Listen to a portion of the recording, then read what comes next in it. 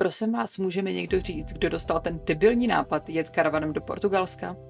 Ahoj, jsme balonové na GS, teda tady bez GS a vyrážíme na cestu do Portugalska. Jakub, náš letitý kámoš, měl půjčený karavan a tak jsme se k němu nalifrovali a vyrazili jsme se mrknout na Ultimate Rally Raid 2024. Je vidět, že jsme stávali brzy, páč se mi ještě nestihli schovat ani pytle pod očima. Nálada v autě byla veselá, zatím jsme zvládli ignorovat to neuvěřitelné rachotění všeho možného.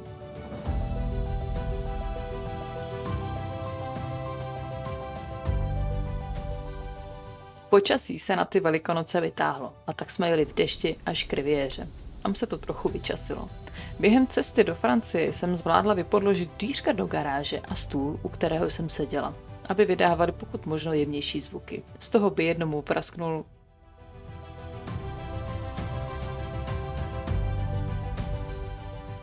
Do Portugalska jsme se museli dostat za 3 dny, abychom stihli zahájení rally, a proto jsme zvolili pokud možno nejrychlejší trasu.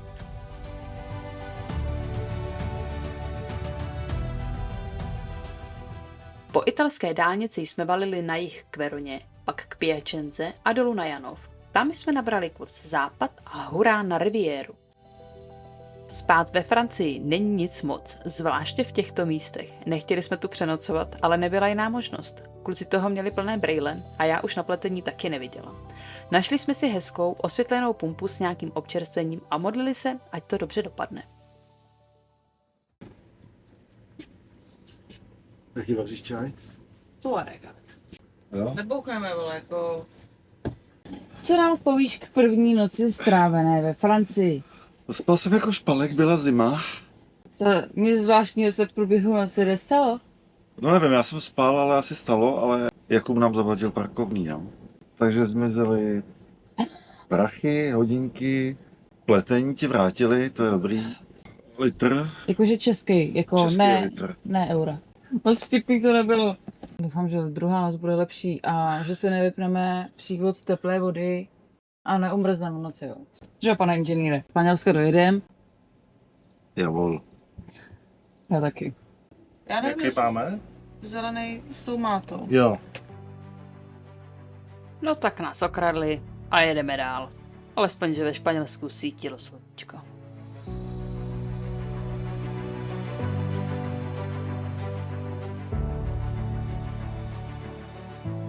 Zdenda nás ráno prohnal přes Žumpu, což je hraniční přechod mezi Francií a Španělskem, a celý den jsme jeli po cestách, které nás a ten zpropadený rozvrzaný domek na kolech táhli směrem k cíli.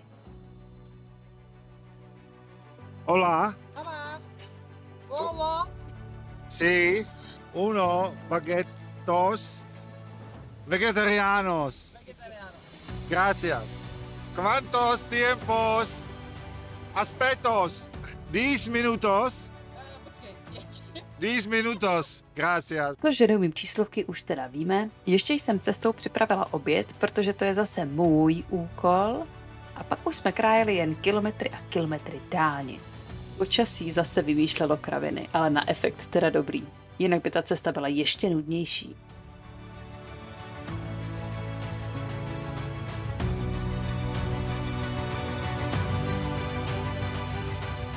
I přesto, že jsme jeli celý den, jsme Španělsko nepřejeli a zapíchli jsme domek na jedné repsolce někde pod Madridem.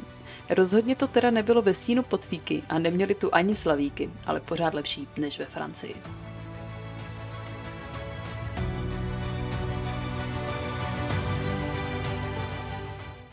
Guten Morgen. Mám tady 2 vtipný kumpány.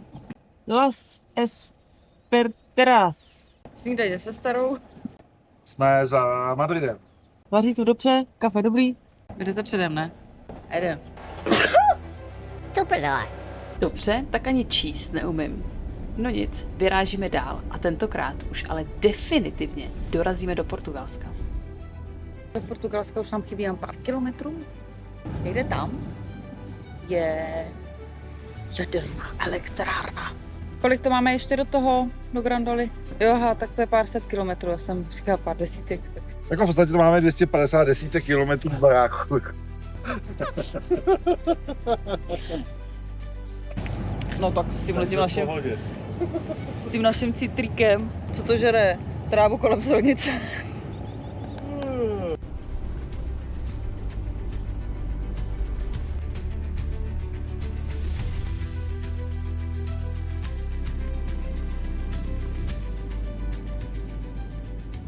Ráno jsme opustili Repsolku a vydali se na západ k městu Badajoz, k hranicím Portugalska.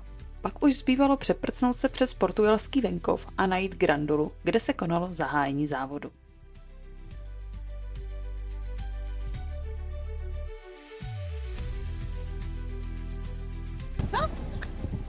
A jsme tady. U grandolského výstaviště jsme našli oplocený bivak s nespočtem závodních týmů. Na samém okraji, tam, kde mohli diváci přijít a přes zábradlí načmovat dovnitř, jsme mohli vidět ty nejznámější a nejlepší týmy, například Sebastiana Loeba, Nasira Al-Attiju a nebo Carlose Sainze.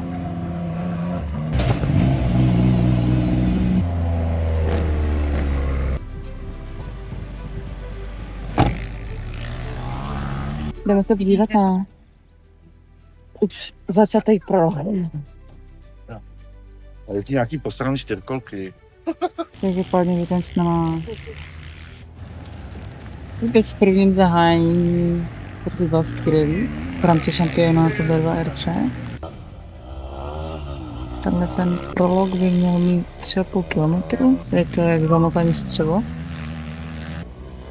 Útoky šampion startovali asi v 7:30. A teď se blíží start prvního vozu.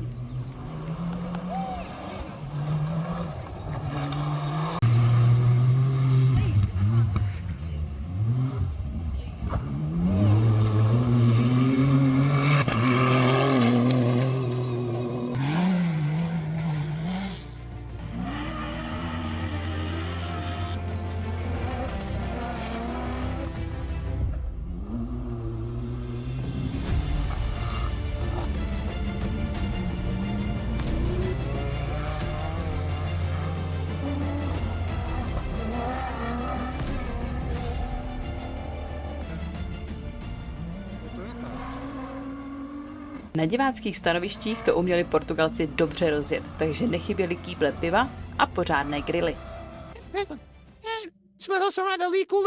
Já jsem měla obavu, aby třeba na mě nelítala hlína, jako. A jako přilítla. Jo. to defend our title.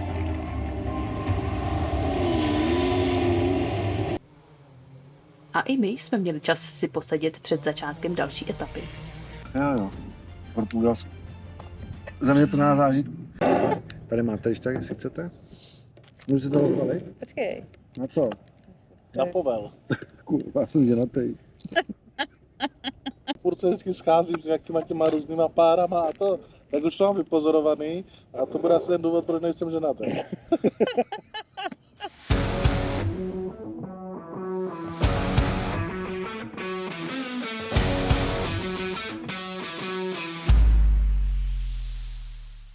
Na část druhé etapy jsme se přesunuli podle pokynů pořadatelů a mohli jsme si tak užít průjezd užvaných dakarských speciálů.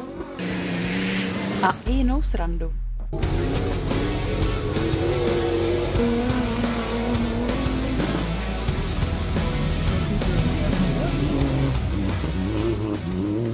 No a to bylo z prvního dne rally vše. Další den nás čeká cesta pěšky ke stanovišti. Ty vole. Ráno to byl ještě těžký optimismus. A i ti ptáci cvrlikali. Snídaně na cestu, no a šup do polí. Teď jdeme pěšky podívat se na další etapu. A je to tu boží. Miluju každý strom. Tenhle, tamhle ten. Nebo tamhle a tamhle ten taky. A korkovník je můj nejoblíbenější strom. Všechny vypadají, jako když se zrovna zastavili v pohybu, ale určitě mají někam namířeno. Nahatej stenda. Vidíte to, děvče? Je. Všechny stromy se mi líbí, všechny bych je chtěla. Ne pokácet, ne, ale hele, tam je ten taky hezký. To jo, ty bys se nevešel do dveří ani, ty vole. Jaká krásná procházka. Prošli jsme malé město Ermidas a na stanovišti jsme si počkali na závodáky.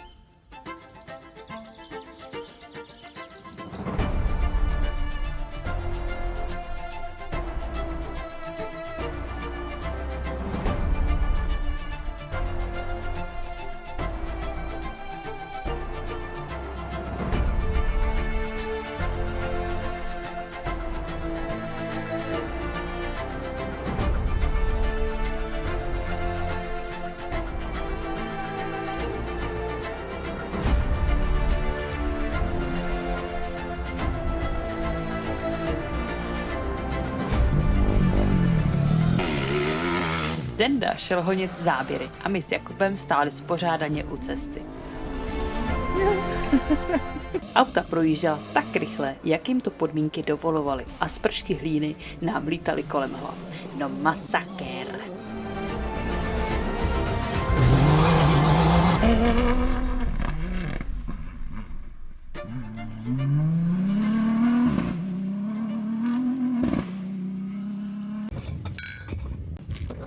Tak jdem.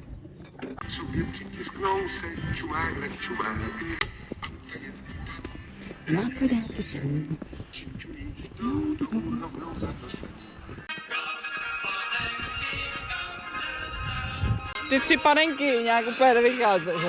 Ta Janička, ta je má. Jako moje, jakože Janička je moje. Jako. To bude zase nějaká prosárna. Tak už tam budem. Sláva nazdar výletu. Zdechli jsme na nohy všichni. Kolik máme kilometrů? 12, 13, pár desítek kilometrů. Jdem zdechnout. Pěkný, ale dlouhý. Prach z cesty jsme spláchli ještě 2 kousky točeného v nedaleké hospodě a mě pak čekala ještě šichta v kuchyni. Další den nás čekal přesun do Macao, ale naštěstí do toho portugalského. A cestou jsme měli i adrenalinový zážitek. No vejdem se tam, ne? Ty vole.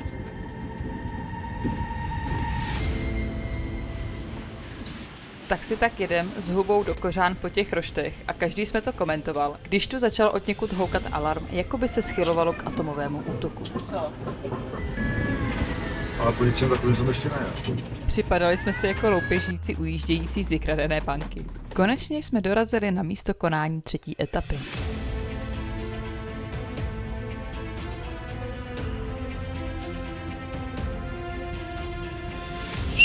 Aqui!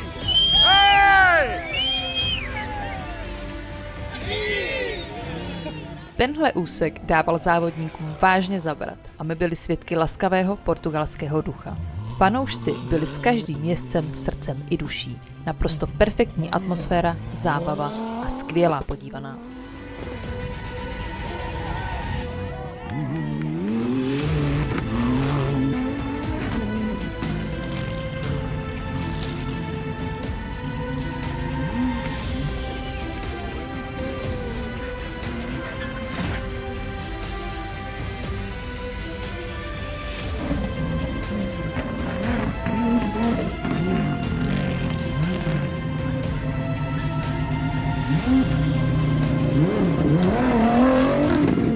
Jezdci se kolem nás proháněli s drobnou navigační chybkou a nesměla chybět ani hlína kolem hlavy.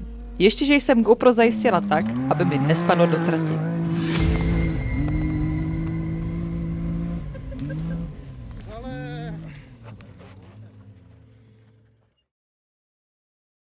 Navigační chyby nedělali evidentně jen jezdci. Kluci se rozhodli vzít to do dalšího kempu co možná nejkratší cestou a tady to bylo. Tak nějak jsme se ocitli s touhle kraxnou přímo u trati rally. Ale forestáci byli hodní a nechali nás otočit. Tak jsme se s tím pojízdným cirkusem museli po té roletě vracet zase o kus zpět. Dobrý, takže rupa na putu 2, jo? Trošku silnice na píču a ne na putu. Nebo jako na motorku to bylo dobrý. A ten co proti nám, proč nám to neřekl, ty vole? To nevím. Tak jsme si užili okružní jízdu po venkově, našli jsme obchod, kde jsme mohli doplnit zásoby a pak už byl čas zastavit a něco ukuchtit. Večery v karavanu byly moc příjemné, protože Portugalsko má velmi hustou síť parkovišť pro karavany, kde se dá pár nocí přespat zdarma. Někdy nabízejí i funkční toalety a sprchy. Tyhle Area Servico Autocaravanas jsme využívali po celou dobu.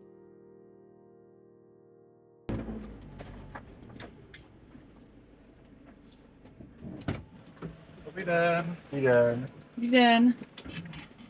Kam to bude? Kam kolik s váma? Se nebojíte nabrat masovýho vraha? Okay, let's go.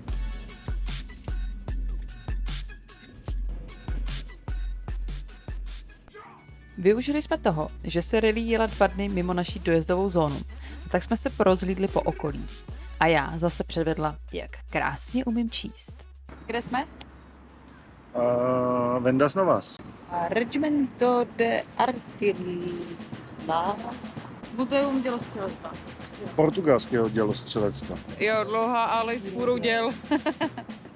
Co to je? Co je tohle? Taky dělo. Ve městě Vendas Novas jsme měli v plánu navštívit muzeum, ale bylo zavřené. A tak jsme na zvláštním náměstí vzali útokem místní kavárnu a zprasili se zákuskem. V Monte Moro Novo nás tahle roztomilá ulička dovedla až k rozlehlé zřícenině Castello de Monte Moro. A já myslela, že tam nechám všechny zuby. Londýn postavená 13. 14. století. Clock Tower. Hodinová věž.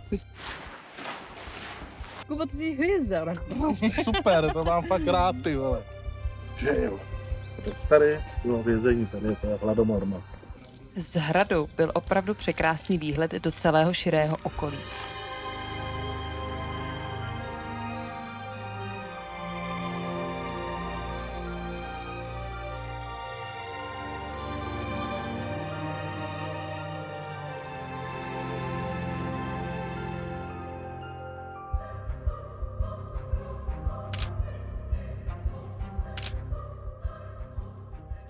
Prošli jsme se zříceninou, prohlédli jsme veškerá zákoutí, pobavili se praštěnými vtípky. Úsměv a mávat, hoši. Úsměv a mávat.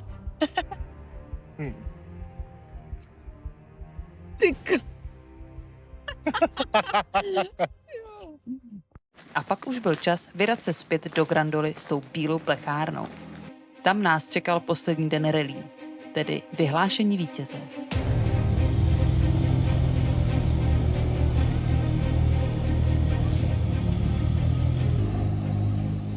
V Grandole jsme navštívili část bivaku, která byla přístupná veřejnosti. Náš karavan jsme měli zapíchnutý na parkoviště o kus dál, kolem něhož se po závěrečné etapě řadili jezdci. Tady byl čas na selfiečka a pořádnou čumendu.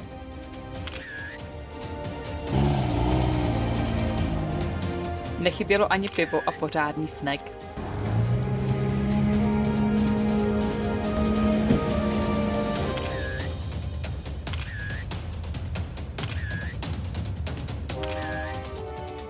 V Grandole to pro nás skončilo, ale cesta s karavanem ještě pokračovala.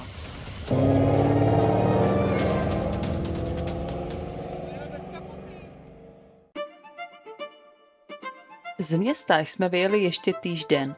Namířili jsme si to trochu víc na jih, přejeli jsme čáru do Španělska a našli jsme si příjemný kemp na přenocování.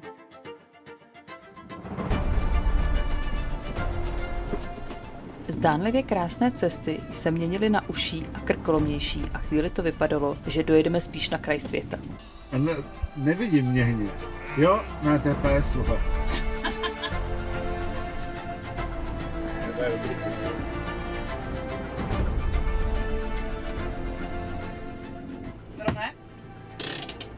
Ne, nebudu natáčet. Tak ne no, ale bylo by to pěkný vidět tu přehradu z výšky, nemyslíte?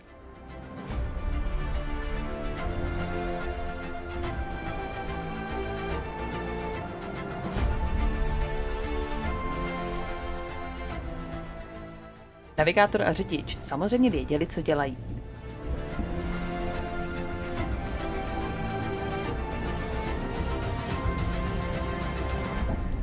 A tak jsme do kempu Nirvana dorazili bez ztráty kytičky.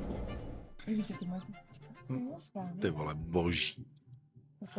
Boží, hned si hypí, ty vole. Přijedeš do kempu a už si hypí, ty vole.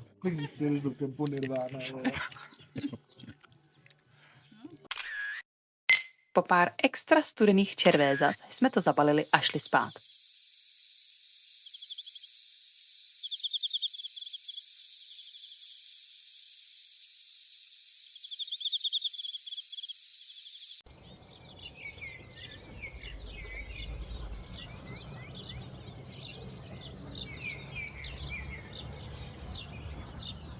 Ráno nás čekal další přesun. Tak teda pojď, Španělsko. Ukaž ty svoje krásy. Nebudeme přece sedět jen v tomhle kýbli, ale půjdeme se taky někam podívat.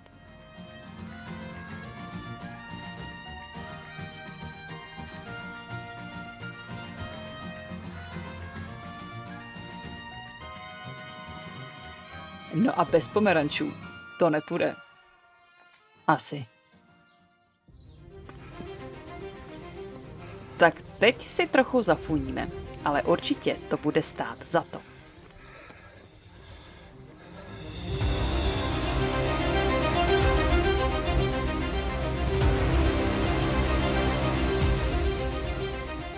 Castillo de Almodóvar je pevnost arabského stylu, stojící na tomto pahorku už od roku 740 našeho letopočtu. A za ty roky se na něm podepsaly veškeré kultury a čas.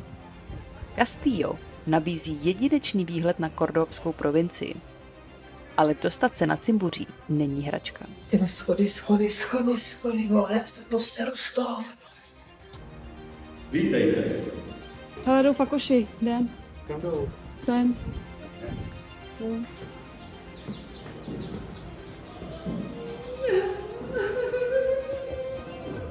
Otra vez, madre mía. Robin Hood. Je to fakt? Odin? Odinovo? Iberian. Tyhle to je šunka, ne? Iberská. Jo. Tento impozantní hrad se objevil v seriálu Hry o trůny a místa ze seriálu jsou tam dokonce vyznačené. Hrad je samozřejmě plný úžasných expozicí, doprovodných programů a nechybí ani průvodci vybavení několika jazyky.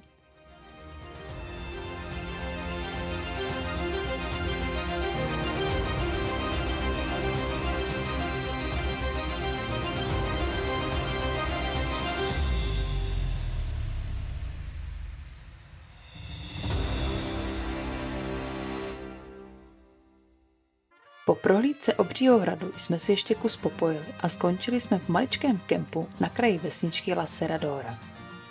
Tahle kouzelná vesnička v sobě skrývá perfektní hospodu, takže zase pár piv, tapas a královská večeře.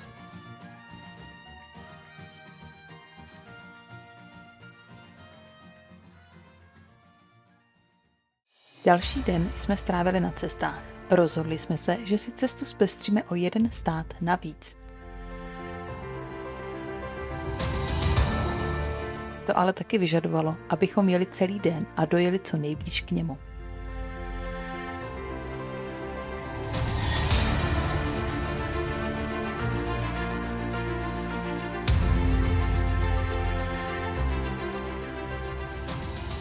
Viděli jsme krásný španělský venkov a o něm měli jsme úžasem při pohledu na neskutečně rozlehlé olivové sady.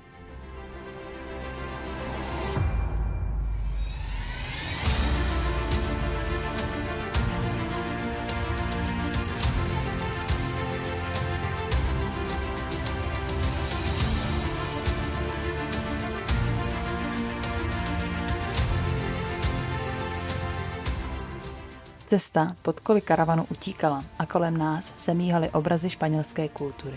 V podvečer jsme si našli znovu bezpečné místo na přespání a vyrazili na večeři do vzdáleného města Ponce. No a ta byla taky ve stylu. Jak je vidět, nechyběly mořské plody, pořádný fláky masa a Zdenda si konečně dala vyhlášenou francouzskou pochoutku Los Schnecos. Tak co?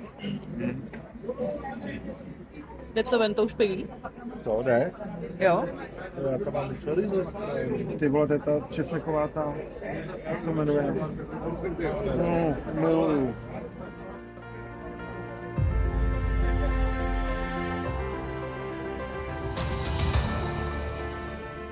Ježiši, to je nějaký žbejkací, ne?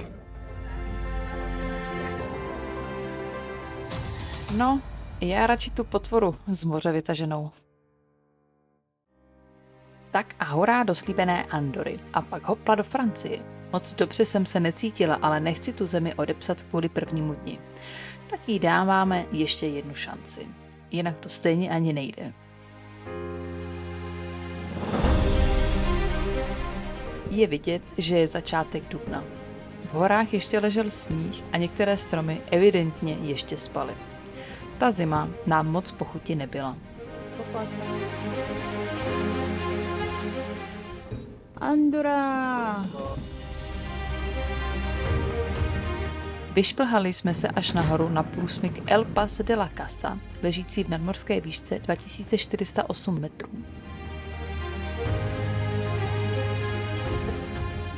Paráda. I ta silnice byla perfektní. Jen škoda, že jsme museli jet karavanem.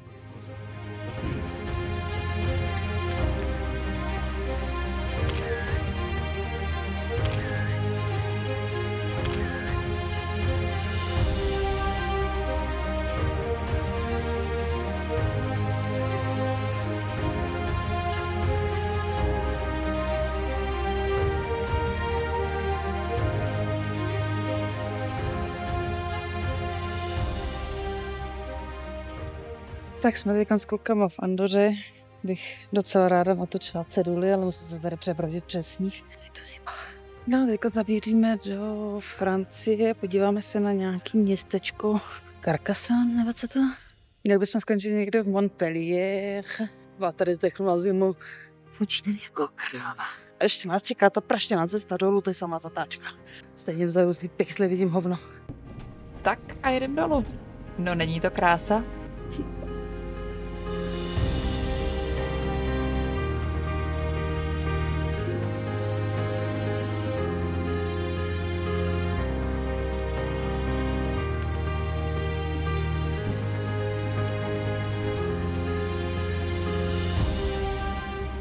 Zakrátko jsme dali Andoře s Bohem. Teď už jsme u žabožroutlů. Teď jsem to začala natáčet, jenom kvůli té francouzský vajce. Konečně jsme dorazili do Carcassonne. Projeli jsme kolem hradeb a to bylo z naší návštěvy všechno. Nějak se nám tam nakonec nechtělo. Dorazili jsme do přístavu ještě v relativně normální dobu. Horko těžko jsme ale našli místo. Bylo ale super, že jsme měli dost času si odpočinout. Extrémně fouká vítr už 2 dny. Já dneska musím trošku odpustit té Francii, protože mě dožrala hned první den, co jsme do ní vstoupili. Tak dneska to bylo něco lepší. A vůbec jsme nevěděli, co si mám koupit na večeři, protože to bylo mraky.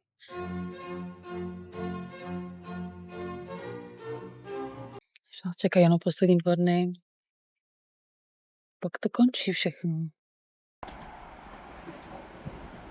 Tak doufám, že nás dneska nikdo neokrade.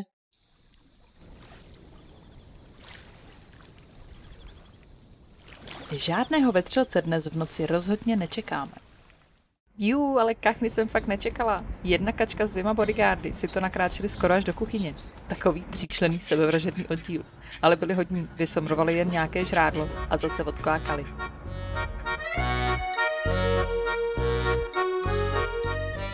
Ráno začala jedna z těch dražších částí dovolené. Cesta po dálnici. Nudné kilometry dálnic alespoň oživilo slunce a teplo. Mířili jsme na východ a plánovali jsme si přespat někde nad Janovem. Bylo by to ideální místo s malým dojezdem domů a taky jsme ještě nikdy neměli čas se tam porozhlédnout.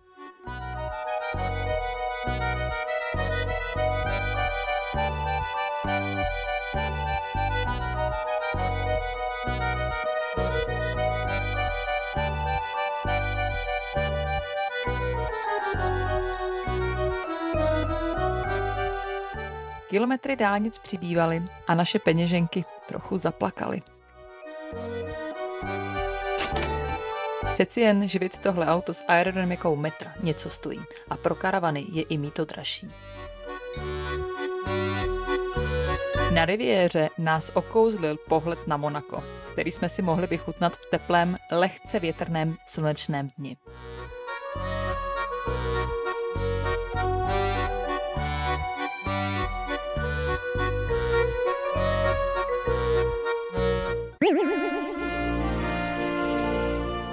Itálie nás přivítala jak jinak, než rozkopanými úseky.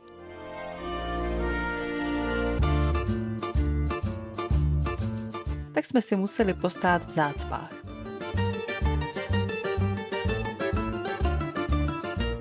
Doufám, že taky vidíte 2 zadky.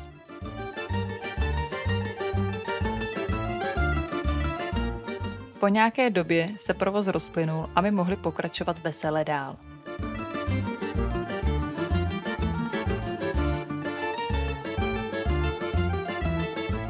Pak byl čas vyrazit na prohlídku ligurského a piemontského venkova.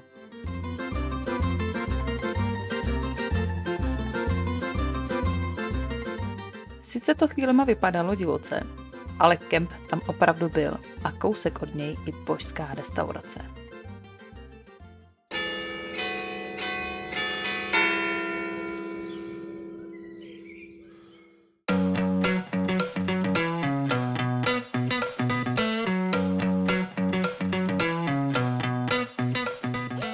Naší poslední noc v karavanu jsme zakončili ve velkém stylu ve městečku Costa Vescovato. Ve vinné oblasti jsme si pošvamákli na kvalitních vínech a pochutnali jsme si ji na vynikající italské kuchyni.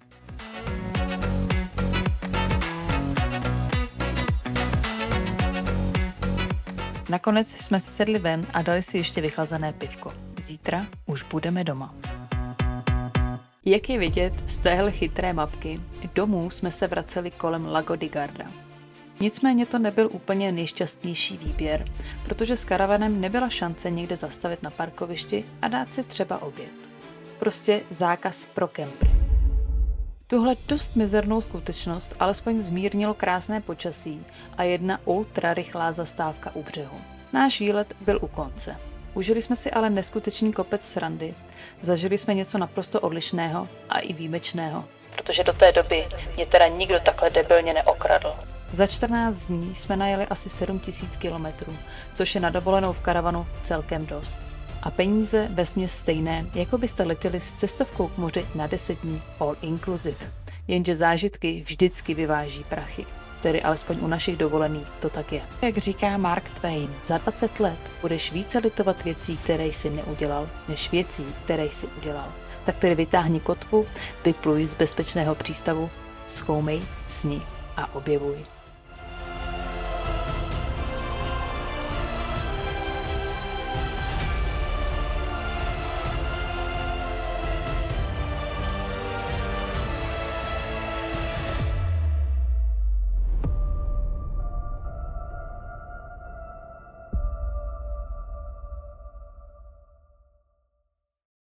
Detaily k cestě karavanem do Portugalska najdete na našem blogu balonově.blogspot.com.